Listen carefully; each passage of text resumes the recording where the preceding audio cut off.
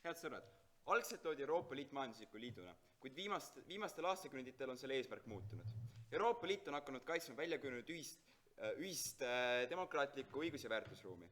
Selle tulemusel on meil parem elukeskkond Euroopa Liidu kodanikele kui ka parem investeerimissihtkoht välisettevõtetele. Kaitses õigusriigi põhimõtteid kaitseme me nii demokraatiat kui ka Euroopa Liidu majanduslikke huve. Millest me täna räägime?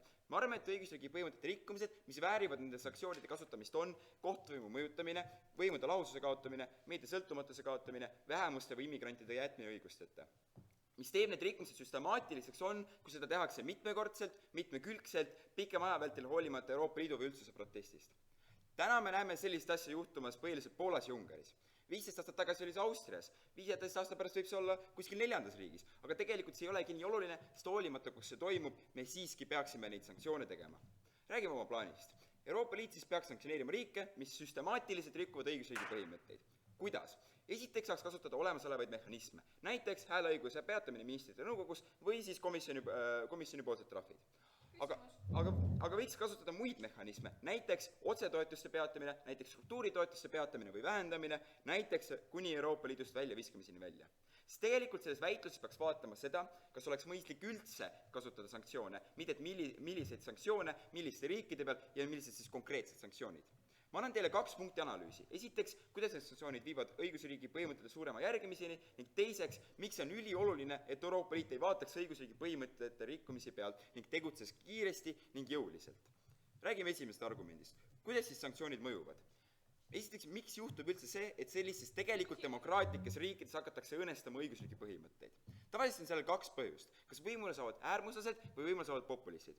Tegelikult mõlemaid ei huvita õigusriigi väärtused. Äärmuslastele ei meeldi demokraatia üldiselt ning populistid teevad lihtsalt kõik selleks, et võimul püsida. Kuidas me neid mõjutame? Mõlemal juhul sõltuvad nad rahva toetusest, sest ilma selleta ei saaks nadki võimu omada. Neid tegelikult ei huvita ükskõik, mis me neile ütleme või nende rahvusvaheline prestiiž. Neid huvitab ainult võimul püsimine ning seda saab kontrollida rahvas. Järelikult need sanktsioonid peavad mõjuma otseselt rahvast nii, et nad enam ei toetaks seda võimul olevat parteid. Miks me üldiselt rahvusvahelistes suhetes sanktsioneerides üritame võimalikult vähe mõjutada rahvast on sellepärast, et siis on tegemist diktatuuririikidega, kus rahval niikuinii ei ole mitte mingit võimuseadust üle. Siin on aga jutuks demokraatlikud riigid, kus rahvas on just see, kes saab valitsust kõige rohkem mõjutada. Kuidas need sanktsioonid mõjuvad? Kõigepealt, ma arvan, et need kõik mõjuvad erinevatele riikidele erinevalt ning kõik ei peagi töötama kõigi peal. Aga näiteks, millised sanktsioone me võiks kasutada? Analüüsime 4 kõige lihtsamat mehhanismi, mida võiks Euroopa Liidu universaalselt kasutada selleks, et rahvast mõjutada. Palun. Kas te nende samade kriteeriumite järgselt siis näiteks sanktsioneeriksite ka Prantsusmaad, kes viskab mustlaseid ebaseaduslikult välja oma kodudest või Eestit, kus on hall pass 1/5 elanikkonnast? Me rääkisime just sellest, kuidas see rikkumine peab olema süstemaatiline. See peab olema mitmekordne, mitmekülgne ning pikema aja vältel hoolimata Euroopa Liidu üldsuse protestist. Nii, ma räägin siis nendest 4 kõige lihtsamast viisist, kuidas siis karistada. Esiteks otsetoetuste peatamine. Need mõjutavad hästi tugevalt põllumajanduslikke maid, näiteks Rumeeniat, Serbia, Horvaatia. Euroopa Liidu riikides on põllumajandus peaaegu täielikult rahastatud Euroopa Liidu poolt. Ning kui meil on mingi riik, kus pool rahvastikust on farmerid, on neile põhimõtteliselt tuleb üldse raha juurde, see on väga tõenäoline, et nad hakkavad nõudma mingit muutust, et kas või leiba lauale saada. Ning põllumajandustoetused on ainult üks otsetoetuste vorm. Teiseks, struktuuritoetuste peatamine. See mõjutab eriti riike, kus toetusi saadakse rohkem, kui raha panustatakse. Näiteks Ida- ja Kesk-Euroopa riikides on struktuuritoetuste äravõtmine superefektiivne, sest paljudes neis on avaliku sektori investeeringutes 95% osas Euroopa Liidu rahade eest. Nagu näiteks Eestis tehti Tallinn-Tartu maantee peaaegu täielikult korda Euroopa Liidu rahade eest. Samasuguseid suurprojekte tehakse ka teistes riikides ning nende rahade eest, nagu nende samade rahade eest. Ning inimesed näevad, et enam ehitada kõige tähtsamaid maanteid, kõige tähtsamaid sildu, koole, haiglaid, sest lihtsalt ei ole neid raha. Kolmandaks, hääleõiguse äravõtmine. See mõjutab eriti neid riike, kes on Euroopa Liidu suuremad panustajad, sest hääleõigus on väga oluline, kui läheb eelarve jagamiseks ning nad tahavad saada vastavalt oma panusele toetusi. Neljandaks, Euroopa Liidust väljaviskamine või sellega siis ähvardamine. Tegelikult see mõjutab kõiki riike, siis isegi kõige äärmuslikumas riikides on inimesed ikka Euroopa Liidu meelsed ning neile meeldib seal olla. Näiteks 2018. aasta uuringu järgi 92% inimestest Poolas ei tahaks Euroopa Liidust lahkuda ning sama ei taha ka Ungaris ning Kreekas 2/3 rahvast. Isegi kui neile ei meeldi mõni üksik samm, mida Euroopa Liit teeb, siis nad tegelikult näevad neid kasusid seal olemises ja nad tahavad jääda sinna liitu. Muidugi, kõik need mehhanismid ei tööta alati ning ei tööta igas riigis ja loomulikult Euroopa Liidul veel kümneid muid keerulisemaid viise, kuidas sanktsioneerida, aga me tõime välja mõned näited, millega oleks suure tõenäosusega võimalik siis rahvale survet avaldada. Mis hakkab juhtuma? Ma arvan, et on 3 võimalust. Esiteks best case scenario. Rahvas avaldaks nii suurt poliitilist survet, et järgmistel valimistel need praegused jõud kukuvad või kukuvad juba varem muu poliitilise võitluse tulemusena. Selle tagajärjel pööratakse siis need praegused poliitikad ümber. Miks? Sest rahva elujärge halvendatakse ning on tõenäoline, et nad hakkavad tugevasti survetama oma valitsust, et saada muutust. Teiseks, isegi kui seda kõike ei juhtu ja siis näiteks PiS Poolas ei kuku, siis on kõige tõenäolisem case see, et praegused liidrid on võimu säilitamise nimel siiski alluma Euroopa Liidule ning mitte õigusriigi vastaseid seaduseid tegema. Miks? Esiteks, rahva toetuse vähenemine suurendab survet võimul püsimiseks. Teiseks, nende poliitilised oponendid tugevnevad. Kolmandaks, tegelikult on ka nendel populistike, nagu nendel halbade valitsusel ka endal vaja seda Euroopa Liidu toetust selleks, et teha oma populistlikke projekte. Orban ei suudaks Ungaris tööpuudust madalal hoida ning majandus kasvamas hoida ilma Euroopa Liidu miljarditeta ning mida siis pumbatakse sisse. Kolmandaks, isegi seda kõike ei juhtu, siis worst case scenario on see, et demokraatlik opositsioon siis tugevneb. Miks? Hakkaks toimuma poliitiline võitlus riigisiseselt. Nendel jõududel on paremaid argumente, sest nad saavad näidata praeguse paha valitsuse peale, et vaadake, nende pärast neil praegu vähem toetusi ning te võite Euroopa Liidust välja kukkuda. Ja see on kõik juba väga hea, see seab tuleviku jaoks pinnase nendele parematele ja siis parteidele võimule tõusta. Ma arvan, et sanktsioonid töötavad, see nad otseselt mõjutavad rahvast ning nemad on need, kes saavad kõige paremini ja kõige rohkem anda mõju endale poliitikutele ja poliitikatele. Teine argument, miks on vaja jõuliselt ja kiiret sekkuda meil? Meie väärtused kindlustavad meile tugevama majanduse ning mida aeg edasi võimaldasse meil konkureerida maailmaturgudel ning osaleda rahvusvahelises poliitikas paremini. See ongi meie kõige suurem konkurentsieelis maailmas. See ongi põhjus, miks meil on vaja kaitsta neid põhimõtteid. Ma arvan, et on 3 põhjust, miks me peaks õigusriigi põhimõtteid nii jõuliselt kaitsma. Esiteks, puhas majanduslik kasu. Õigusriigi põhimõtete rikkumine aktiivselt aegustab meie majandust ja investeerimiskeskkonda, sest kui pole sõltumatut kohut, korralikku meediat, on korruptsioon, on ettevõtlusega tegeleda nii riigisiseselt kui globaalselt palju raskem. Daamid ja härrad, Maailmapank hindab, et vaid 1 hälbepunktiline muutus õigusriigi põhimõtete järgimises mõjutab majanduskasvu ja riigi jõukus keskmiselt 300% võrra. Inimeste keeles, kui riiki kas või natukenegi vähendatakse õigusriigi põhimõtete rikkumist, näiteks tagatakse sõltumatu kohtupidamine, siis toob see kumulatiivselt meile majanduse tohutu kasu. Euroopa Liit peab kaitsma õigusriigi põhimõtteid mitte ainult riikide majanduste pärast, vaid ka kõigi teiste riikide pärast, sest meie majandused on niimoodi põimunud ning me kanname kõik seda kahju. Teiseks, me peame hoidma välispoliitilist eelist teiste suurtegijate ees. Kui me ei tee midagi nende vastu, kes aktiivselt rikkuvad õigusriigi põhimõtteid, me õõnestame oma väärtuspositsioone. Ning meil on palju raskem tegeleda teiste pahade suurte tegijatega nagu Venemaa või Türgi ja me ei saa neid sanktsioneerida, kui mitu meie enda liikmesriiki teevad suuresti sama asja, me lihtsalt laseme selle juhtuda. Ning me ei ole tõsiselt võetavad nii. Ning miks praegu on just Euroopa Liit tugev jõud, on sellepärast, et meil on ühtne väärtus ja õigusruum ning kui me ei tee midagi halbade liikmesriikide vastu, siis me lihtsalt kaotame selle. Ning kolmandaks, see kõik on meil lihtsalt aluslepingutes kirjas. Ning kui me seda järgi, siis see lihtsalt ignoreerime võib-olla tulevikus hoopis veel hullemaid asju. Ning kõige selle tulemusele, kui me tahame kõige paremat kõigil liikmesriikidele, siis tuleb meil midagi ette võtta, meid seespoolt õõnestada riikidega ning kõige parem viis selleks on sanktsioneerimine. Aitäh!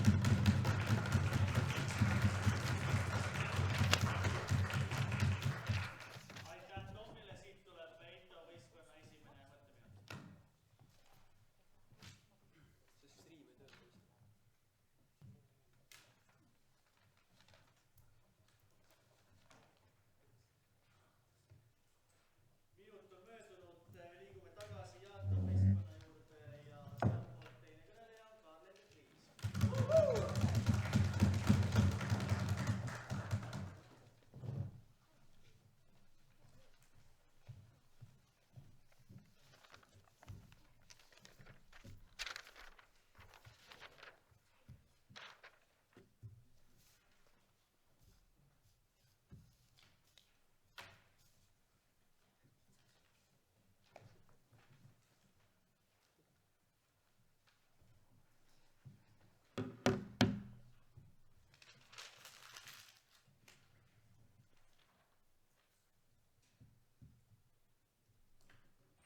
samamoodi ära, nad ei saa meile öelda korraga, et Poola inimesed väga toetavad neid reforme, mis tahetakse, mis ütlevad Euroopa Liidud ähvardavad, et võiks peale panna, aga samas ütlevad, et nad saavad väga kurjaks, kui me üritame neile reforme peale panna. Nad ei saa samal ajal öelda, kuidas selle kohta, et nagu neil on tegelikult suva nendest toetuste kaotamist nii kaua, kui nad jäävad suveräänsuseks, aga öelda, et ähvardamine töötab. Ma arvan, et nende plaanis on väga tulevad vastuolud, mille pärast see ei tööta ja me arvame, et nad ei ole tegelikult meie plaani ümber lükanud eksklusiivselt ja sellepärast me peaksime võitma. Alustame, aga tegelikult neil oli hästi palju küsimusi selle kohta, et kuidas meie plaan töötab või selle kohta, et miks siis nagu see on, miks me näiteks ei sanktsioneeri mingi Prantsusmaad ja nii asja. Ma arvan, et see on väga, väga lihtne. Me tõime teile, kuidas peaks olema nagu mitmekülgselt erinevaid, neid kasutatud süstemaatiliselt. Ma arvan, et see, et Prantsusmaal nagu immigranti kasutatakse halvasti, see on nagu normaalne, nagu osades riikides, nagu kõikides riikides toimub selline asi, et mingi saab. Me ei saagi muidugi hakata kõiki riike sanktsioneerima, on ju. Nemad peaks hakkama kõiki riike kritiseerima, mis tooks nagu enam-vähem selles mõttes esiteks selle sama kahju, on ju. Ja teiseks, ma arvan, et nagu nagu mis meie see kriteerium on nii, et kuidas Orban, nagu näiteks Viktor Orban on öelnud nagu välja nagu täpselt niimoodi, et tema tahab autoritaarset ja mitteliberaalset valitsust, tema tahab ise valitseda. Ma arvan, et see on see, mis läheb õigusriigi põhimõtete vastu. See, et ta taotluslikult panebki neid seadusi, neid kohtureforme ja kõiki neid asju sisse selle jaoks, et olla see autoritaarne valitseja ja selle jaoks, et teha neid muutusi sisse. See, et kuskil nagu mingites teistes riikides tehakse mingisuguseid väikseid nagu rikkumisi, ma arvan, et see ei lähe mitte kuidagi selle plaani alla, me ei peaks sellepärast mitte kunagi nagu hakkama võtma seda enda alla. Ma arvan, et see on täiesti mõttetu argument, mis nad tõid meile. Okei, räägime sellest, miks nende plaan ei tööta. Esiteks, on ju, ma arvan, et nagu, esiteks nad ütlevad selle kohta, et nagu Poolas nagu inimesed nagu hästi toetavad neid kohtureforme. Esiteks nagu, ma arvan, esiteks see nagu tegelikult pole tõsi, on ju, Poolas nagu väga nagu toetatakse 50% ja rohkem ja pissi toetus aina tõuseb ja nagu nad võitsid väga suurelt selle valimise, ilmselt võidavadki järgmine kord. Ma arvan, et nagu nad tegelikult nagu, nad ei taha toetada neid asju, nad tahavad, et see valitsus teeks, mida nagu tahavad, on ju. Ja seejärel nad ütlesid, et nagu nad hakkavad süüdistama seda nad tegelikult ei süüdista seda valitsust, on ju, tööstavad Euroopa Liitu, aga just ütlesite, nad tegelikult oleksid nõus nende poliitikatega. Ma arvan, et see on nagu üks suur vastuolu, mida tegelikult nagu meile nad peaks vastama. Siis nad rääkisid sellest, siis nad rääkisid sellest, et on toimunud mingisugused läbirääkimised selle poolt, et nagu me juba oleme teinud läbirääkimisi öelnud Poolale, on ju, et nagu vahetavad ja siis nad muutsid oma selle ametnikud ära, on ju. Me näeme, et nagu esiteks selle, nagu millest nad ei rääkinud, pärast seda isegi, kui nad muutsid oma need ametnikud ära, nad hakkasid ikka aborti bännima, nad hakkasid ikka neid õigusriigi põhimõtteid rikkuma. Ma arvan, et isegi kui neile toodi mingi kriitiks, nad tegid mingisugused asjad, näidata, okei, me üritame muutuda. Nad muutsid need ametnikud ära, muutsid kõige hullemad ära, aga nad tõid tegelikult sama hullu tasemele, kes hakkasid samasugused hulle asju tegema, mis ei ole õigusriigi põhimõtetega kooskõlas. See, et see ükskord juhtus, ma arvan, et ei ole mitte mingi näide selle kohta, kuidas tegelikult töötaks. Meil on 2 aastat toimunud need läbirääkimised, need ei ole mitte mingil viisil töötanud. See, et vahetasid mõned kõige hullemad ametnikud ära ja tulid uued, kes hakkasid sama asju tegema, ma arvan, et see on täiesti nagu mõttetu punkt, see nagu tegelikult see ei tööta, nad ei ole tõestanud, kuidas see nagu töötaks, on ju. Siis ütlesid selle kohta, et eelarve kokkupanemises see on nendele hästi oluline, et saab. Okei, ma arvan, väga tore, kui neil oleks hästi oluline, aga mis siis saab, kui ei ole? Mis siis saab, kui nagu tegelikult kokkuvõttes nagu eegi nad praegu kardavad, aga siis nad ikkagi ei muutu, on ju. Ma arvan, meil peab olema mingi mehhanism, praegu tegelikult see väitlus ei käi sellest, me peaks täna tegema sellele Ungarile või Poolale või kellele iganes. Väitlus käib sellest, kas üldiselt peaks neid sanktsioone kasutama. On ju, kui see ei hakka muutuma nüüd selle 2021 selle aastast, siis meil peaks olema see mehhanism, et neid nagu kasutada ja me peaksime seda tegema kohe, sest siis see annab neile veel rohkem motivatsiooni muutuda, nad saaksid neid ja nad saaksid selle toetuse kätte, nad saaksid nagu need toetused kätte ja saaksid ka neid toetused, mis me neil nagu praegu ära võtame. Ma arvan, et nagu meil peab olema see, et nagu nad ei ole näiteks rääkinud meile sellest, mis siis juhtub, kui nagu tegelikult see ei tööta, see, millest nad räägivad. Ma arvan, et nagu, nad ei ole selle, nagu, kui nad tahavad öelda, et see on otsene ümberlükka, et meiega tulevad kahjud ja ei lükka ümber, miks meie mehhanism töötab, siis ma arvan, et nagu nad peavadki ütlema, mis siis juhtub, kui nagu näiteks Viktor Orban nüüd hakkab võtta näiteks vabad valimised ära. Ma arvan, et see on see, kuhu poole ta liigub, kui ta tahab autoritaarset mehhanismi, siis ta vaikselt liigubki selle poole, et ta muudab oma selle süsteemi aina radikaalsemaks, selle poole, et ta aina rohkem hakkab võtma neid õigusi inimestelt ära. Ja ma arvan, et see on see, mis on halb, on ju. Siis nad rääkisid sellest, et ei, sa nagunii minu omast ei võta. Siis räägime nüüd sellest, et kuidas nagu see, et miks see spin, nad rääkisid meile sellest, et kuidas spin peaks nagu töötama, et nad hakkavad ilmselt seda spinnima. Selle kohta on meil nagu, esiteks, ma arvan, et see ei saa olla kuidagi nagu 100% efektiivne, sest tegelikult me näeme, et sellest tuleb nagu enormos kasu nendele inimestele seal, kui nad võtavad vastu. Sellepärast, et nagu me rääkisime selle Maailmapanga analüüsis, et 3 korda läheb paremaks elu nagu iga õigusriigi põhimõtte punkti selle täitmisel. Ma arvan, et isegi kui nad nagu alguses tunnevad nagu, et neil on halb, siis kokkuvõttes, isegi kui need muutused on ära tehtud, siis need on. Aga miks need ikka need muutused ära tehakse? Ma arvan, meil on tegelikult näide olemas, kuidas need sanktsioonides Euroopa rõhumine töötab. Mis tehti Kreekaga? Kui Kreekale taheti laenu anda, neid toetusi, neile öeldi, et nagu vähendage neid palku ja võtke need ebaratsionaalsed nagu need süsteemid teilt ära. Nad spinnisid seda täiega. Ja isegi kui need inimesed nagu uskusid, et jah, tõesti, Euroopa liik on see halb, nad ikka tegid need muutused ära. Ma arvan, et see on väga hea näide sellest, et neil on seda vaja. Miks nad seda tegid? Ma arvan, et milles seisneb see Fidesz ja selle PiS-i võim on see, et nad teevad nagu nende riikide majanduse heaks sellega, nad teevad hästi palju taristuprojekte. Kuidas nad teevad neid? Nad saavad kõik oma raha Euroopa Liidult. Kui neil oleks seda Euroopa Liidu raha, neil oleks mitte mingit raha, et teha neid taristuprojekte. Läbi nende taristuprojektide hakkab see majandus arenema. Läbi selle inimesed saavad tööd, läbi selle saab hästi palju inimesi tööd ja see teeb selle majanduse korda. Aga neil võiks minna 3 korda paremini, nagu me rääkisime Maailmapanga analüüsi peal, kui neil oleks päris nagu, kes nagu ei rikuks õiguslikke põhimõtteid. Ja ma arvan, et nad ei saaks seda populistlikku võimu hoida, kui nad ei saaks seda raha kätte, sellepärast et inimesed tegelikult tahavad seda raha saada. Selles mõttes, et isegi nagu tegelikult kokkuvõttes isegi ei ole oluline see, et nagu kas nad usuvad, kelle poolt nad on, kas nad on nagu euroskeptik, kas nad on kas nad arvavad, et Euroopa süü on see või on see valitsussüü, sest nad ikkagi nõuavad seda muutust, sest nagu kokkuvõttes neil ei ole oluline see, et põhimõte või suveräänsus või see asi, neil on oluline see, et see põllumees saaks oma penaraha, neil on oluline see, et see põllumees saaks oma vilja panna sisse, on oluline see, et neil oleks sild pudast pesti. Mis on veel oluline, millest nad üldse räägivad, nad räägivad kogu aeg Poolast, nad pole kordagi öelnud, miks Ungaris peaks juhtuma, miks Ungaris peaks juhtuma, toovad kõik näited ainult Poolast, kuidas see, et isegi kui kõik nende Poola näited on tõde, siis Ungaris läheb ikka pekkis, ma arvan, et Ungaris on võib-olla olukord nagu mõnes näites isegi hullem. Aga miks meie nagu case tegelikult nagu püsib? Nad tegelikult ei ole oponeerinud nagu seda argumenti selle kohta, kuidas nagu nad ei ole toonud välja ühtegi seda case'i, mis me tõime best case nagu halvim case nagu keskmine case, mis võib juhtuda. Nad ütlesid, et nagu inimesed nad ei kuku sellepärast, et inimesi nagu see spinnida, Me rääkisime, et spinnimine ei tööta, isegi kui töötab, siis tegelikult see ikka juhtub, Aga isegi kui see ükski ei tööta, siis nad ei ole välja toonud meile seda kolmanda mehhanismi, et tegib see poliitiline diskursus, Ma arvan, et see on tegelikult Poolas nagu eelmine valitsus oli Civic Platform kes oli just alles tegelikult suht oli, kes oli väga normaalne. Ma arvan, et pole mingit nagu asja, miks ei võiks öelda, et kui me nüüd anname nendele juurde argumente, kui nad saavad näidata, et näe, selle PiS-i pärast on teil praegu niimoodi, et teil ei ole neid toetusi ja nad saavad nagu nendele inimesed näidata, et PiS on halb, et nad ei võiks hakata uuesti seda Civic Platformi valima, sest tegelikult seal on normaalsed inimesed, kes tahavad nagu, kui nad just seda sama valisid. Ma arvan, praegu miks on, siis neil läheb hästi, aga kui neil aga halvasti on, siis on need argumendid. Juba need argumentide pärast me peaksime võitma, siis me saame rajada selle nagu aluse nendele, et nad saaksid hakata muutuma. Okei, aga räägin kiiresti nüüd oma argumendid sellest, kuidas nagu heidutav mõju tuleb. Ma arvan, et tegelikult miks nendele sanktsioonid on heidutav mõju, on see, nagu esiteks rahval nagu nendele teistele eurovastasele poliitikutele. Mis juhtub, et kui juhtub mingisugune kui tänu eurovastasele poliitikule läheb midagi riigis halvasti, siis näevad ka teised rahvad, et nagu tegelikult see on halb. Meil on näide sellest Brexitist, kuidas pärast Brexitit nagu läks nagu neil nael kukkus ja nagu tegelikult majandus läks halvemini. Nüüd nägid teiste riigi inimesed, et need eurovastased poliitikad Euroopast välja ostmine ei olegi nii hea idee. Ma arvan, et ka sellega juhtub see sama asi, et nagu tegelikult, kui me teeme nagu eurovastasus toob neil nagu otseseid kahjusid, siis me näeme, et nagu ka teised riigid ei taha enam eurovastased olla, nad ei taha jääda oma sellest põllumajandustootsusest ilma või nad ei taha jääda nendest struktuuritoetustest ilma. Ja mis sellel tulemusel juhtub, on see, et eurovastased poliitikud ka enam ei ole enam nii radikaalsed ja nad ei taha enam neid sisse panna, meil ei ole nii palju neid populiste, sest inimesed nagunii ei usu neid, sest inimestel on näide sellest, kuidas see tegelikult toob neile otseselt halba. Ma arvan, et see on väga suur impact, kuidas me saame paremäärmuslust ja populismi vähendada nagu kogu maailmas. Ma arvan, et see on miks me peaksime võitma ja eriti see, et me saame aidata neid riike ja teha kogu Euroopa paremaks. Aitäh!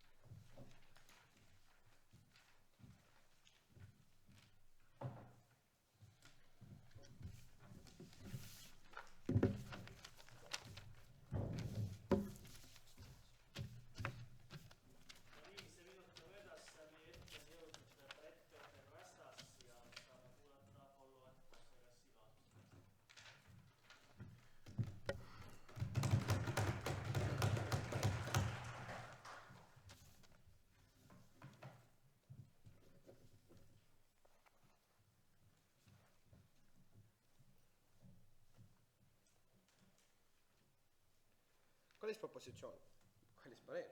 Propositsioon ei saa aru, kuidas need inimesed mõtlevad Poolas, Ungaris, nendes teistes riigis nagu Slovakkia, kõik see näiteks Austria või kõik taolisemad riigid, kellest see väitlus on ju puudutab, kes on nagu võib-olla tõenäoliselt tegema mingisuguseid radikaalseid muutuseid, millest see väitlus käib, on ju. Me juba rääkisime esimeses kõnes väga selget analüüsi, kuidas need inimesed on riiklikult mõtestatud, me tõime isegi näite, kuidas majandus, kui neile pakuti majandustrahve sellepärast, et Poola ei võta pagulasi vastu, siis neid ei kottinud. Nad ütlesid, et meil on oma sisepoliitika, meil on oma huvid, isegi kui te rikute meie majandust, meid ei huvita, sest meie täidame oma rahva kriteeriumeid, me teeme seda, mida me peaksime tegema, eks ole. Nad ei vasta meile mitte kordagi sellega, nad ei aktsepteeri seda päris narratiivi, mida need inimesed näitavad, mis need inimestel on, ja läbi selle tulevad kõik need populismi kahjud, millest me räägime, millest ma enda kõnes räägin, ja samuti räägin, kuidas igal pool Euroopas populism tegelikult tõuseb. Enne seda hunnik ümber lükkad. Esiteks, nad ütlevad meile seda, üleüldse, et see õigusse point on. Pange tähele seda, et nende õigusse punkt tegelikult sõltub hästi palju praktilistest väljatulekutest, on ju.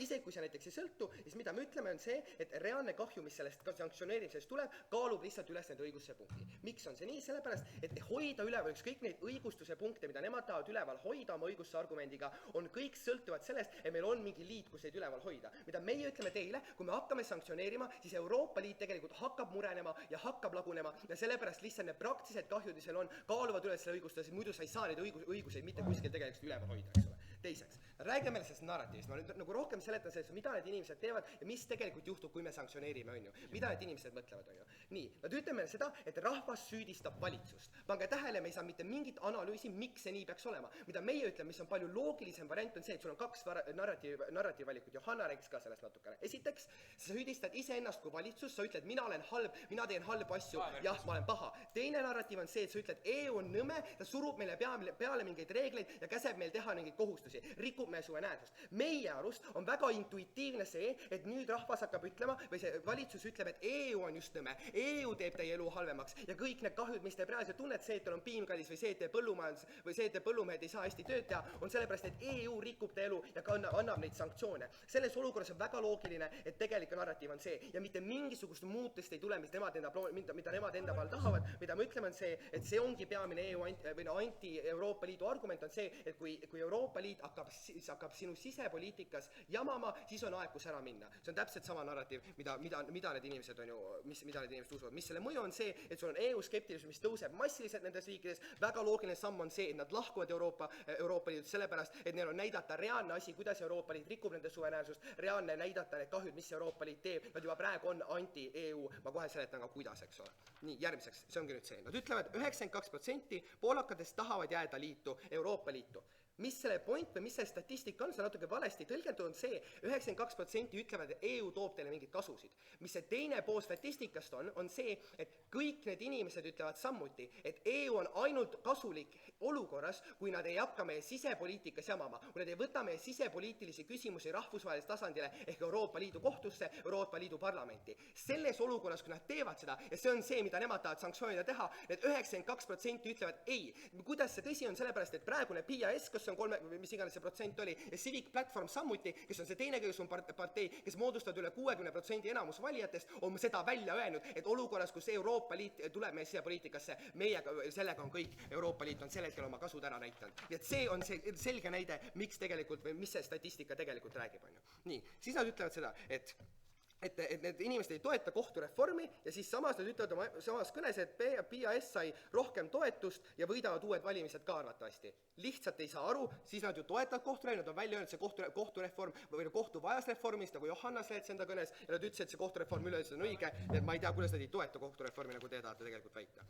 Nii, siis nad väidavad meile seda, et Poola on lihtsalt rõve riik, on ju, seal on see abordikeeld ja kõik nii, on ju. Kui nüüd näiteks abort on asi, mille pärast sanktsioneerida Poolat, siis nad on päris pannud pange. Miks on see tõsi? Sellepärast nagu jällegi Civic Platform ja PIS mõlemad, kes on kõige suuremad parteid Poolas, mõlemad nõustuvad, et abort peaks olema keelatud. Ehk olukorras, kus sa hakkad sanktsioneerima neid poliitilistel eesmärgil, nagu näiteks abordikeeld, siis ei ole sul mitte mingit muud varianti, kui Poola lihtsalt tõmbab minema, kui sul enamus inimesi usuvad sellest, et abort on keelatud ja Euroopa Liidu vanad mehed Brüsselis hakkavad siin karistama selles. Ehk selles olukorras lihtsalt paned pangi, pool eksid tegelikult juhtub. Siis nad ütlevad, et elu läheb halvemaks, kui üks punkt kaob õigusriigist 300%. mida? Me ei ole mitte mingisugust majanduslangust 300% võrra näinud Poolast peale seda kohtureformi. Mis asja see tähendab? Mis asi see on? Ma lihtsalt ei saa aru. Palun kasutage reaalset statistikat. Teiseks räägid Kreekast ja muutusest. Tegelikult ei olnud suuri muutusi. Teiseks, ma arvan, Kreeka pole siin võrreldav. Kreeka oli väga teistsuguse poliitilise nagu struktuuriga ülesehitusega kui Poola. Sellest ka ei saa aru tegelikult. Ja kolmandaks räägivad meile, et me räägime ainult Poolast. Ungari, Poola, Slovakkia, Sloveenia on kõik samasuguse mindsetiga, kõik samasuguse meelestatusega, et Euroopa Liit on tore nii kaua, kuni me ei rikku sisepoliitilist ja nad ei rikku meie sisepoliitikat. Ehk kõik see analüüs ikka kehtib ka nende riikide kohta, kui me lihtsalt võib-olla tõime Poolat liiga tihti näiteks, on ju. Ja tegelikult ei saa aru. Okei, räägi. See, miks sa räägid ainult Poolas, on mingid näited, kuidas on muutunud, aga siis sa pead ka näitama mulle, kui sa tahad tõestada, pead näitama, miks Orbanis on, siiski on erinevad, kui Orbanil ei ole näiteid, kus ta on üritanud muutuda tänu kriitikale, sest mõlemaid on kritiseeritud. Ma arvan, et see Johanna analüüs kehtib ikka, et riigid tahavad saada pappi. See on see peamine asi, mida nad teevad EU-s. Nad maksavad vähem, nad saavad rohkem sisse. Johanna analüüsis, kui meil tulevad järgmised eelarve koostamised, valimised, nad ju loogiliselt võttes tahavad saada raha EU eelarvest. Nüüd, kus on Saksamaa ja Prantsusmaa, kes ütleb, et ei, teie riigid on natukene halvad olnud ja neil on võrdlus, kas ma annan raha tublile Itaaliale või halvale Poolale, Ungarile, mis iganes, siis nad muidugi valivad ju Itaalia, annavad proportsionaalselt rohkem Itaaliasse raha. Selles endas, see on juba karistusmeetod läbi see, nad arvatavasti ja tõenäoliselt saavad vähem raha sellest Euroopa Liidust üleüldisest, on ju. Jah, okei. Nii, räägime siis sellest laiendusest, miks tegelikult kogu Euroopas läheb asi välja halvemaks, on ju. Miks on see nii? On sellepärast, et kui me hakkame sanktsioneerima EU-siselen, siis see toob kaasa populismi kogus Euroopas. Miks on see nii? Sest kui me vaatame seda peamist argumenti, mida kasutatakse Euroopa Liidu vastu, on see, mida ma olen ka maininud. On see, et sa ei tohi rikkuda sisepoliitikat ikka veel. Ma pean seda rõhutama tõesti palju, et nad võib-olla aru saaks. See on see, et sa ei tohi rikkuda seda, sa ei tohi meie sisepoliitika tuua rahvusvahel tasandile. Toome 2 riiki näiteks, Holland ja Prantsusmaa. Mõlemad on riigid, kus on tegelik EU toetus kõrge. Mõlemad riigid arvad, Euroopa Liit on kasulik asi meie riigile. Ikkagi on meil inimesed nagu Le Pen ja Gert Wilders, see blond kutt, kes on peaaegu nagu Donald Trump, kes tahavad Euroopa Liidust ära minna ainult sellepärast, et Euroopa Liit surub neile peale näiteks pagulasi ja rikub nende riikide suveräänsust. Ja nende inimesed saavad toetust. Näiteks Marie Le Pen 33,94% toetust eelmistel valimistel, presidendivalimistel, Gert Wilders 13,1% toetust. Isegi olukorras, kus sul enamus riike arvab, et Euroopa Liit on tore koht, sul on ikkagi sellise populistid, kes saavad näidata lihtsalt rääkides, et Euroopa Liit rikub suveräänsust. Vaadake, kui rõve Euroopa Liit on. Need inimesed saavad järjest rohkem võimu juurde. Miks on see nende maailmal palju hullem? Sellepärast, et nüüd sa annad neile reaalse näite. Enne see oli lihtsalt jutt ja narratiiv, või võib-olla mingi määra pagulastasi ka töötas, on ju, aga nüüd sa annad neile selge näite, et kui sina otsustad mingeid teisi asju, nagu näiteks Poola, Ungari, mis iganes kontekstis, siis sina saad karistada selle eest. Me karistame sind sinu sisepoliitilist otsuste eest ja eriti veel kõige hullem on selles, et tihti see rahvas tegelikult toetab neid otsuseid. Nüüd, mis see juhtub, on see, et esiteks me anname populistile see reaalse näite ja teiseks nad saavad nii palju toetust rohkem läbi, sest nad saavad näidata, Euroopa Liit ongi see rõve diktaator, kes käseb neid rõveid asju teha. Selle impact on see, et sa saad järjest rohkem inimesi nagu Le Pen ja Wilders valitsusse ja need saavad valitud, kes on palju rohkem tõenäolisemad rikkuma neid sama õigusriigi põhimõtteid, millest nemad seisavad. Ehk nende oma kriteeriumal nad ei täida enda kohustust, sest nende maailmas tuleb neid inimesi juurde, kes rikuvad õigusriigi põhimõtteid ja nende maailmas läheb see kõik 3 korda hullemaks. Ehk me võidame isegi nende kriteeriumi all. Kõik nende põhjustel. Aitäh!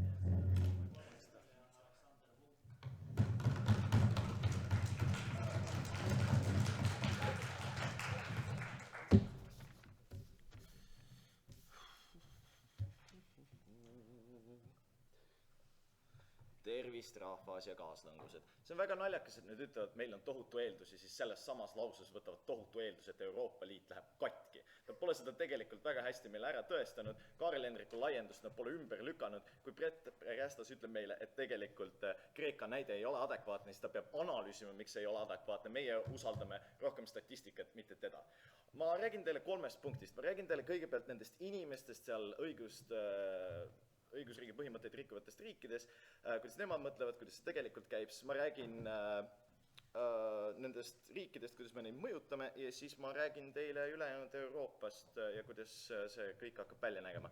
Okei, esiteks, nad ütlevad meile, et me ei tea, kuidas Poola inimesed mõtlevad, me pole Poola inimestest aru saanud. Jah, aga nemad ei saa aru, kuidas inimesed töötavad. Kui mina ei saa minna enam Saksamaale tööle, ma ei saa näha enam oma sohipojast Maksimmi, kes elab seal Saksamaal, siis ma olen päris pist. Mind ei huvita mitte miski selle kohta, et kes selles süüdi on. Ma tahan näha Maksimmi, ma tahan teha tööd, ma ei taha olla mingis lambis Ungaris, lihtsalt seal istuda. Nad pole meile ühtegi kord ära tõestanud, kuidas tegelikult kõik need kahjud, mis tulevad nendele inimestele, kaaluvad üle nende kohutava natsionalismi ja kõik need printsiibid, millest on rääkinud. Nad ütlevad, neile ei meeldi geid, neile ei meeldi multikulti ja sellepärast nad nagu Euroopa Liidus on ainult selle raha pärast. Jah, fine, see on meie analüüs. Selle eest, et nad seda raha tagasi saada, nad peavadki Euroopa Liitu tagasi tulema. Kõik need inimesed, kellest me siin antud teemas räägime, nad pole piisavalt hästi analüüsinud ja ümber lükanud seda, miks nad tegelikult ei tahaks Euroopa Liidus edasi olla, miks nad ei tahaks neid saada neid kasusid. Ei. Räägime siis sellest, kuidas nad tegelikult pole aru saanud, kuidas see investeerimine töötab. Nad ütlesid meile, et see 300%, et nad pole näinud mingit 300% langust, aga see lihtsalt ei tööta nii. Kui sa saad raha mingist investeeringust, siis see investeering läheb palju paremini läbi riigis, kus on tegelikult õigusriigi põhimõtted täidetud. Mitte mingit 300% langust ei tule, lihtsalt ei tule 300% kasvu. See on see analüüsi punkt, see on see, mis kasu me saame sellest õigusriigi põhimõtete täitmisest.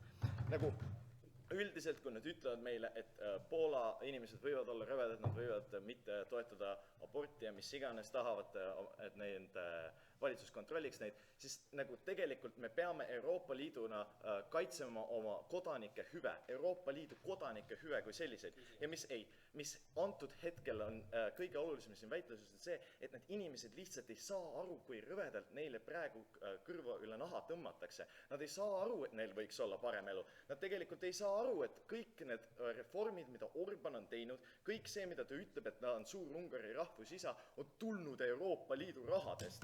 Kõik see kasu, mida Orban praegu näitab, ei jääks olematuks ja ega Orbani populaarsus ei saa kasvada, kui ta ei saa inimestele põhjendada, et ja ma võtan teid kohtuvõimu ära, aga te ei saa midagi tagasi. See lihtsalt ei tööta nii, aga palun. Sa palun seletaksid, miks see rahvaviha oleks valitsuse vastu, mitte Euroopa Liidu vastu? Vaata, me just ütlesime sulle, et isegi kui see ei lähe valitsuse vastu, siis meil on sellest täiesti poogen, nagu täiesti poogen, sest nad lihtsalt tahavad neid kasusid nii väga, neil on neid nii väga vaja, et oma elukvaliteeti jätkata, et nad lihtsalt lähevad Euroopa Liitu tagasi. Aga sellel punktil tegelikult puudutame seda, miks see peaks minema valitsuse vastu. Nad ütlesid meile, et see kohtureform oli tegelikult rahva poolt toetatud ja kõik tahtsid seda. Aga mida jällegi need Poola inimesed ei mõistnud, oli see, et see kohtureformis, kui nad asendasid need vanad kohtunikud, ega nad ei asendanud nende uute ja parematega. Nad asendasid need võib-olla uutega, aga nad asendasid need kõikide riigi nukkudega, kes seal olid, eks ole. Võib-olla tõesti, kui nad tõmbasid tagasi, ütlesid, et jaa, me enam ei tohi neid lambist vallandada, siis see tegelikult ei näita mitte midagi, miks nad tahaksid oma nukke seal riigiaparatuuris üldse vallandada. See, et nad tagasi tõmbasid, oli lihtsalt selleks kriitika vastuseks, et seda enda poole spinnida. Niisiis, me oleme teile tegelikult ära tõestanud, kuidas Poola inimesed, isegi kui neid ei huvita see asi, nad lähevad tegelikult meie poole. Aga miks neid peaks huvitama? Neid tegelikult huvitab see, et nad ütlevad, et Poola inimesed hakkavad rohkem lugema lääne meediat. Nad täiesti troppisid trommipunkti sellest, kuidas opositsioon tekib järjest rohkem argumente tegelikult nende vastu. See ei pea olema Civic Platform. Kui Civic Platform tõesti ütles midagi sellist, mida me tegelikult ei usu, siis see on keegi teine, kes hakkab neid asju ütlema. Isegi need euroskeptikud võivad ümber pöörduda, hakata neid asju rääkima, sest nad tahavad ka võimul olla, tegelikult nad teevad kõigi meie elu paremaks. Kui see hakkab riigi meedias niimoodi läbi käima, et Orban tegelikult pole meie kõigi hea isa, Orban on tegelikult meile lihtsalt keeranud, siis tegelikult Poola inimesed saavad vihaseks ja nad muutuvad oma valitsuse vastu vihaseks, kui on võitnud neil kõik nende tulud ja teisendanud lihtsalt neilega. Seega, liigume edasi. Liigume edasi, kuidas me tegelikult hakkame neid mõjutama. neid riigikesi, need, kes on rikkunud neid õigusriigi põhimõtteid. Esiteks, me tahaksime uuesti üle katta selle, mis on need riigid, kes on õigusriigi põhimõtteid rikkunud, keda me hakkame sanktsioneerima. Me hakkame sanktsioneerima ilmselgelt neid, kes võtavad neid võimu ära, nagu Orban, kes on öelnud, et ta tahab autoritaarset, ebaliberaalset riiki arendada. Mitte mingi Prantsusmaa, mitte mingi Saksamaa, nagu tegijal ikka juhtub. Neid apsakaid tuleb. Nagu me ei saaks sanktsioneerida ja kritiseerida kõiki riike, aga me saame teha neid, kes teevad seda süstemaatiliselt ja tahtlikult kahjustavad kogu Euroopa Liitu.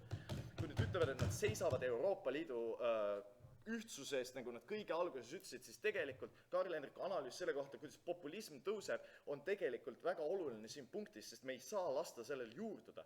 Vaadake, mida rohkem Orbani jõud juurdub nendes valitsuses, seda tugevamat ta saab Euroopa Liidu rahade eest kasvatada oma seda reppi. Mida rohkem ta kasvatab oma reppi, siis ta üks hetk on selline, vabad valimised, lamp, teeme mitte. Ja siis, kui need vabu valimisi enam ei ole, siis meil pole mitte mingit mehhanismi, et tegelikult neid mõjutada. Me peame seda jõuliselt sekkuma, seda kohe ära tegema, ennem kui Ungari inimesed üldse ei saa enam midagi otsustada, sest siis, kui neil pole enam valimisõigust, siis mis see kritiseerimine hakkab, mis Orban ütleb, et okei, te nüüd arvate, et ma olen nõme, kas ma peaksin oma totaalse võimu ära andma. See tegelikult ei toimi nii. Me teeme selle õigusriigi põhimõtetega jaoks väga palju halvemaks selle riigi majanduslikul. Meil on Euroopa Liiduna täielik õigus neid inimesed unest üles äratada ja näidata, et nende riik saab paremini olla ja kuidas me saame seda paremaks teha. Liigume selle üle kogu selle populismi ülevõtmisega kõikjal maailmas. Ma vist võtsin juba ühe poi. Tegelikult me näeme, et mida rohkem neid euroskeptilisi parteisid tuleb Euroopas juurde, seda rohkem hakkab ka neid tulema kuskil mujal, nagu Lõuna-Euroopas. Kõik see ei. Nagu Karl teile juba rääkis, nad ütlesid ei. Nad ütlesid, et see tegelikult ei toimi nii, et nad tahavad teha Brexitit, aga siin antud näites pole see ju tegelikult see. Inimesed on üldiselt ettevaatlikud inimesed. Nad tegelikult ei vaata oma printsiipide põhjal, mida nad tahavad teha, vaid mis võiks kõige halvemini minna. Euroopa Liidu vastu minemine, kõikide oma toetustest ilma jäämine, mitte nagu väga hea mõte. Me pigem tahame valida endale valitsusi, kes tegelikult ka pole halvad, sest kui see tõesti jõuab diskussioonini, siis mis põhjendus on Orbanile, et kõiki neid asju teha? Nagu tal on null põhjendust selleks, et ta saaks lihtsalt oma võimu täiendada kogu selle teemal. Seega, kui see jõuab selle diskussioonini, mis ma olen ära tõestanud, mis tekib, isegi kui see ei jõua, siis me võidame ikka, aga siis, sest need riigid, me saame survestama nende eluolu paremaks teha, siis tegelikult me näeme, et kogu Euroopa perspektiivist, kõik see majanduslik kasv, me peame selle kindlasti ära tegema. Nad peavad meile pakkuma parema alternatiivi kui lihtsalt ootamine ja kritiseerimine. Nad peavad meile ütlema, kuidas me tegelikult teeme midagi, mis selles on. Ja siis väga suures lootuses, et ma tõesti kuulsin nüüd kõik nende kaasuse ära. Aitäh!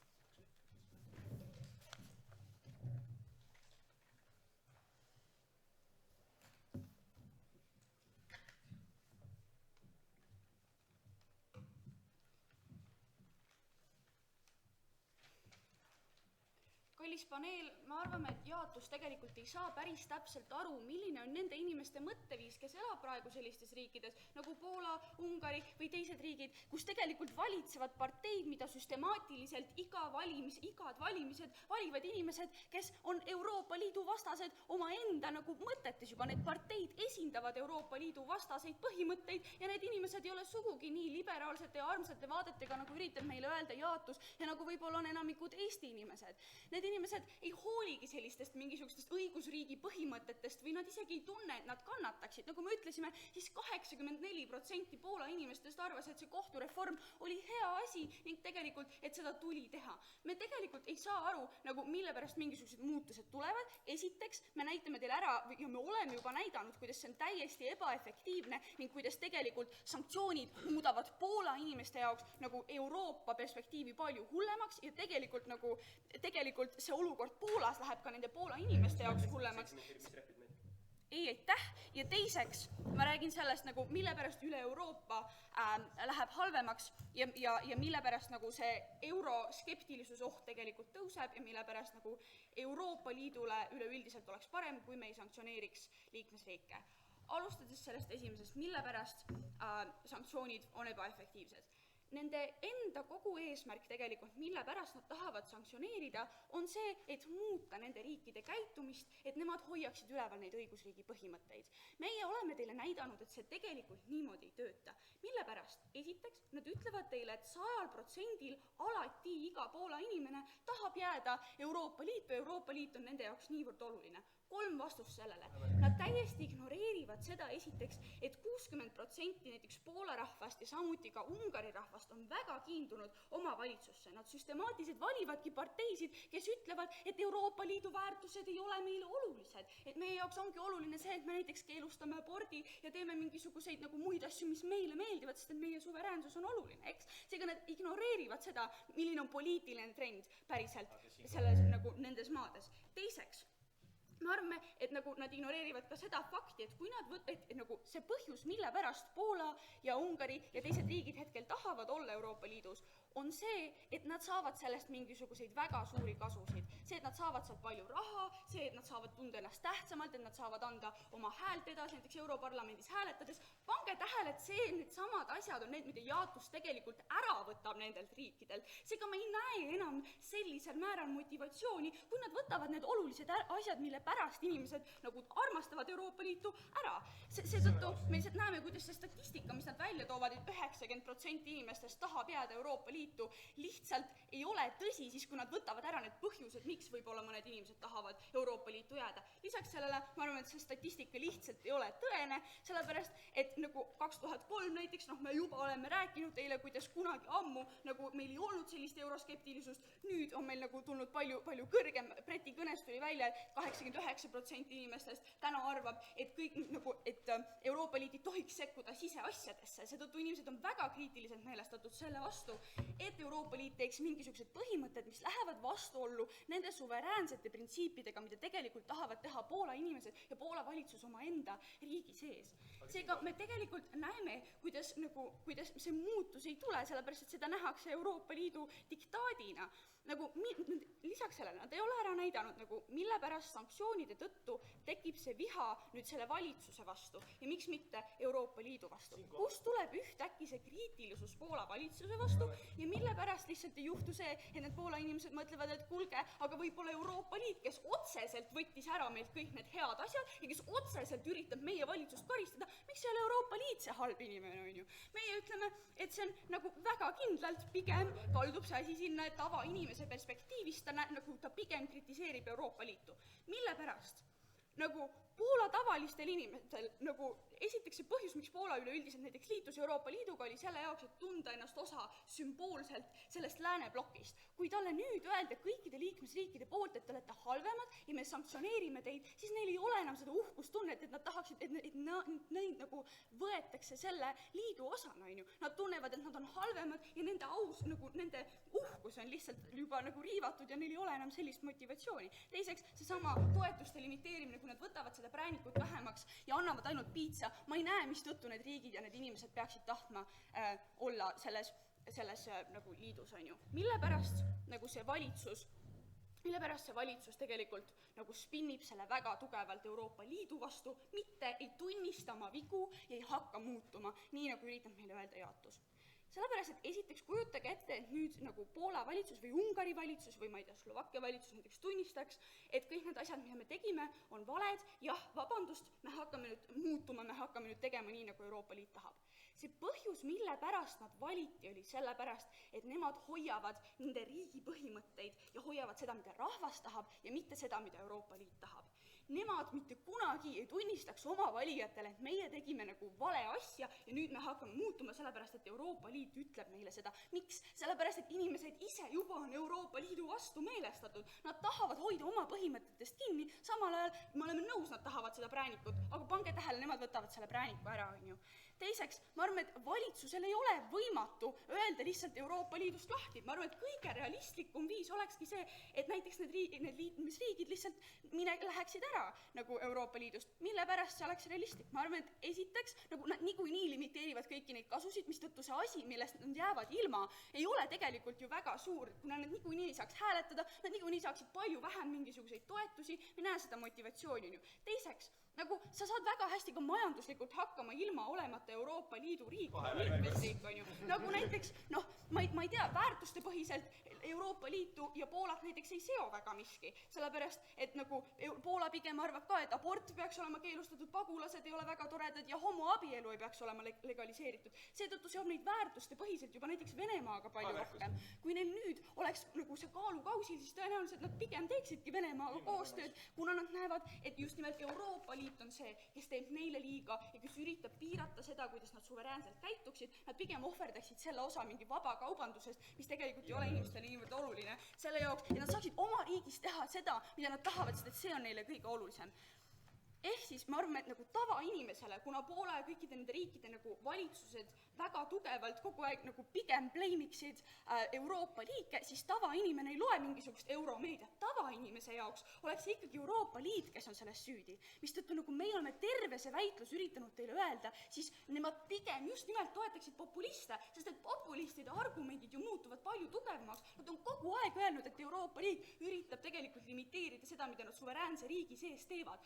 Nüüd see muutub palju tugevamaks, sellepärast, et nüüd nad saavad öelda, vaadake, meie oleme teinud kõik hästi, Euroopa Liit üritab meid karistada, sest meie ei võta pagulasi vastu, sellepärast, et meie ei tee neid asju, mida Euroopa Liit ütleb meile, on ju. Ma arvan, et sellepärast tavainimesele, kes ei loe eurouudiseid ja kes ei kuule iga päev Junckeri kõnesid, on palju tõenäolisem, et ta usuks seda päriselt, mida talle tema valitsus ütleb, siis kogu aeg käib telekast, mida ta usaldab rohkem. Seega tavainimene pöördub rohkem euroskeptilisuse poole. See on kõige suurem oht Euroopa Liidu eksistentsile üldse, mis meil on olnud kõikide nende 25 aasta vältel, et meil on euroskeptilisus ja nagu need parteid, mis on nagu Euroopa Liidu vastu, on ju. Kui me sanktsioneerime, me tekitame viha, me suurendame seda valitsust pigem nende skeptiliste parteide suhtes ja seetõttu teeme suure karuteene Euroopa Liidule. Nendel põhjustel hääletage ja eituse poolt.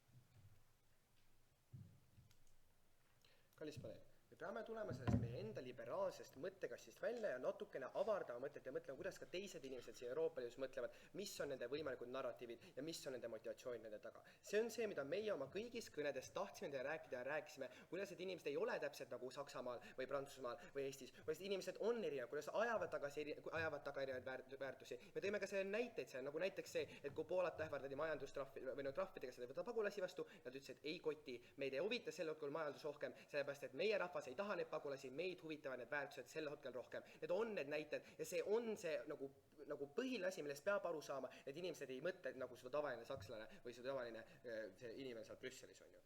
Mida põhimõtteliselt, mis point on see, et nagu me peame nagu vaatama selle sanktsioneerimise mõju just selle vindi läbi, mis on ju juhtub. Mida meie ütlesime selle peale, ja ma siin lõpunes ka räägin, siis nagu üleüldiselt räägin, miks see sanktsioneerimine ei tööta, kuidas euroskeptilisus tõuseb, kuidas ka euroskeptilisus mujal tõuseb, mis kõik see halvad asjad on, mis nende maailmas siis tegelikult juhtuvad lõpuks.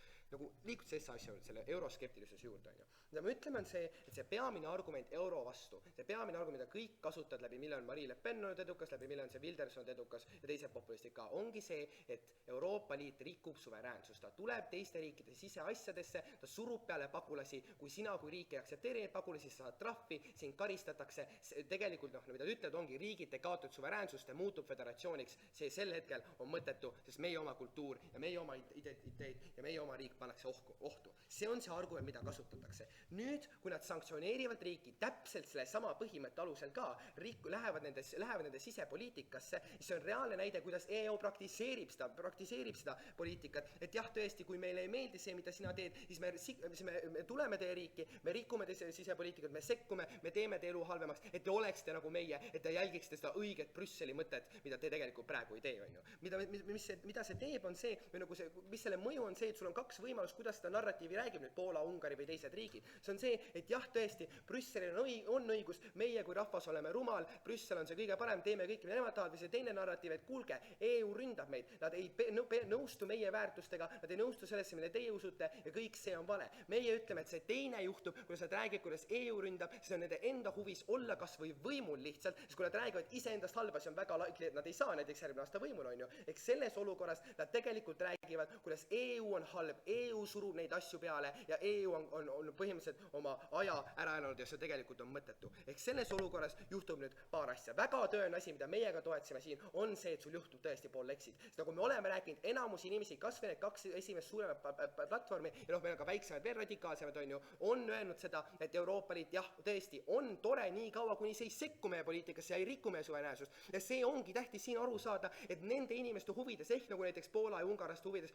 ongi suveräänsus, see riigi põhimõte, see riiklikus kõige tähtsam asi, mida nad usuvad. Nad usuvad, et riik on tähtis, mitte nagu võib-olla enamus eestlased mõtlevad, jah, riik on tore, annab meile pappi veits, aga sellega see põhimõtteliselt piirdub. Nemad usuvad, et riigi eest seismine on õige ja riigi eest peab tegema kõike, mida saab. Ehk selles olukorras sa lihtsalt suurendad seda, et nad on vihased Euroopa Liidu vastu ja see on see narratiiv, mida nad lükkavad edasi, läbi mille sa tõesti Poola ja näiteks teised riigid on väga tõenäoliselt lahkuma Euroopa Liidust, on ju. Samuti kogu see analüüs, mis andsime, kuidas populism toimub või kuidas see tekib Euroopas juurde, see, et Marie Le Pen ja Gert Wilders saavad reaalse argumendi näitamaks, kuidas Euroopa Liit on nõme ja näiteks rikub või nagu sekkub Poola sisepoliitikasse, kuidas nemad saavad kõik läbi selle võju juurde. Mis selle kogune impact on, kogu nende kaasuse impact ongi see, et esiteks meil tuleb rohkem populismi läbi selle, et meil on Poolas kannatab, meil on Ungarlasse, väga tõenäoliselt need riigid lähevad üleüldiselt Euroopa Liidust arutanud, et kogu Euroopa kannab kas või majanduse eesmärgil. Teine asi on see, et ongi või nagu see, et need sama populistid, kes saavad nüüd võimendust juurde, nagu Marie Le Pen ja Gert Wilders näiteks Prantsusmaal ja Hollandis, on need samad inimesed, keda nemad tahavad sanktsioneerida, on need samad inimesed, kes on väga tõenäoliselt niikuinii rikkuma õigusriigi põhimõttest, nad ei usu nendesse. Ehk nende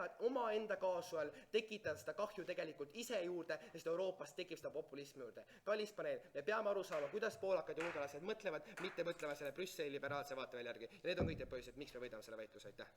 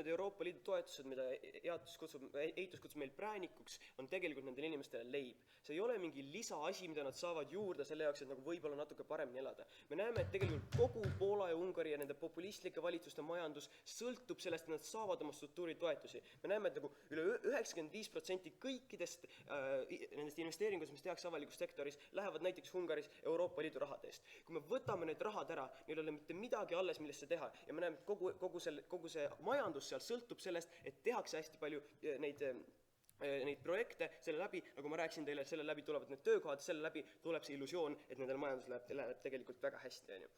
Ma arvan, et see on kõik väga nummi, kuidas on rääkinud sellest, et nagu need on väga oma printsiipide taga ja oma väärtuste taga ja niimoodi, aga ma arvan, nad ei ole mitte kunagi võrrelnud, miks see väärtus peaks neile olema olulisem, kui see, et nad saavad et need põllumehed saavad oma pena oma selle traktori jaoks, või see, et nad saavad oma silla pudast pesti, või see, et neil on lihtsalt, et neil on majandus korras ja kõik need töökohad olemas. Ma arvan, et see on palju olulisem selles väitluses kui see.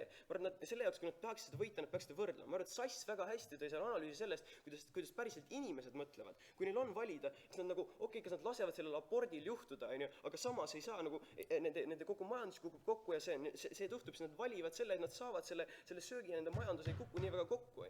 Ainuke asi, mis nad ütlesid selle vastu, et miks see tegelikult ei ole, miks tegelikult see ei ole nii suur majandus, ainuke ütles, et saab hakkama ilma olemata ka eelismajandusega. Punkt. Me ei näe, kus see analüüs on sellega, et miks saab hakkama ilma eelita, kust tuleb see raha neile. Nad ei ole meile mitte kunagi öelnud, kuidas tuleb see nagu suur raha, mis Euroopa Liidust neile tuleb, kust tuleb see nende suur osa sellest majandus, nad ei ole kunagi öelnud, ja nad ei ole kunagi öelnud, miks ei sõltu nende majandus ainult sellest. Ja me arvame, et see on see, millega me peaksime selle punkti võitma. Aga isegi kui see ei ole see, siis ma arvan, teine väga tähtis küsimus, mis siin väitluses täiesti ära kadus, on see, mis siis saab? Mis saab siis, kui me ei tee sanktsiooni?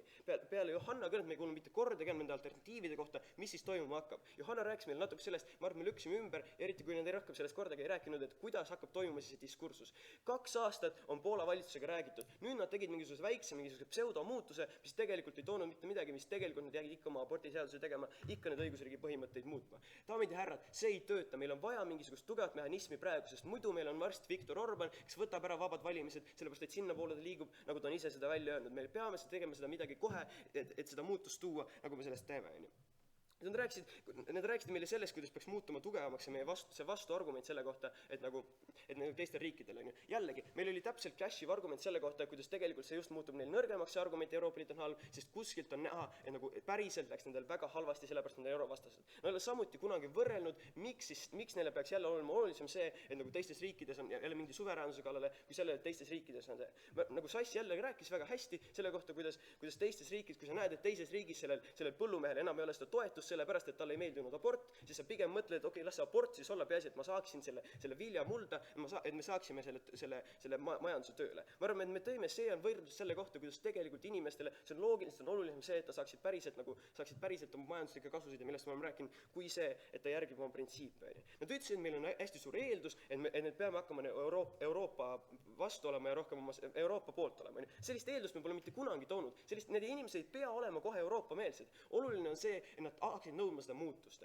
Isegi kui Orban hakkab seda spinnima, isegi kui see Moravetski hakkab seda spinnima, siis mis juhtub, on ikkagi see, et inimesed üks hetk on väga tore, on küll nende süü, aga me tahame ikka saada seda. Ma arvan, et see on see, mis juhtub ja nad hakkavad seda muutust tegema, sest muidu ta ei suuda võimul püsida, kui ta ei suuda aidata neid inimesi, kui ta ei suuda nendel hoida nendest inimesed, siis see kõige suurem õnnelikkus tuleb sellest, kas tal on süüa, kas ta majandus töötab, mitte sellest, et kas nagu abort on keelatud või mitte. Ja me arvame, et nagu sellepärast, ja isegi kui nüüd alguses seda vihkab seda Euroopa Liitu, siis selle tulemusel, kui need muutused ära tehakse, nende elu läheb 3 korda paremaks, 300% suuremaks läheb majandus ja nad näevad, et Euroopa Liit tegi neile väga palju hästi, sest nende majandus läks nii palju paremaks, nad said nii palju kasusid sellest ja me arvame, et kõige selle pärast, kuna nad tegelikult ei ole võrrelnud meie kaasusega ennast, siis me oleme võitnud. Aitäh!